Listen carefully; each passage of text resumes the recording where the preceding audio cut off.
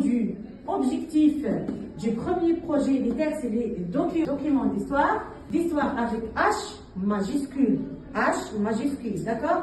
Donc, concernant le compte rendu, on a deux parties pour le compte rendu objectif. On a l'accroche, ensuite on a le résumé. Pour les langues étrangères, on va ajouter la partie critique. Donc là, on va avoir le compte rendu critique. Bon, on a déjà vu l'accroche, donc on va parler de quoi? On va préciser les informations suivantes. Le titre, le type de texte, les références de la source et la visée. Ça concerne l'accroche. On a déjà vu ça, la séance précédente. Concernant maintenant le résumé, donc vous avez plusieurs choix, c'est-à-dire selon le texte.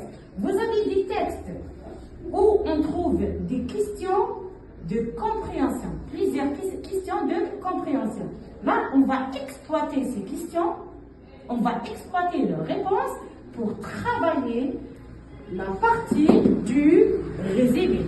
Sinon, on peut avoir aussi des textes où on a la question qui concerne les dates et les événements.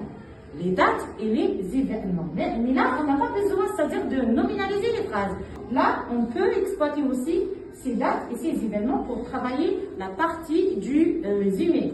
Ce qu'on a aussi, on a la question qui concerne le vrai ou faux.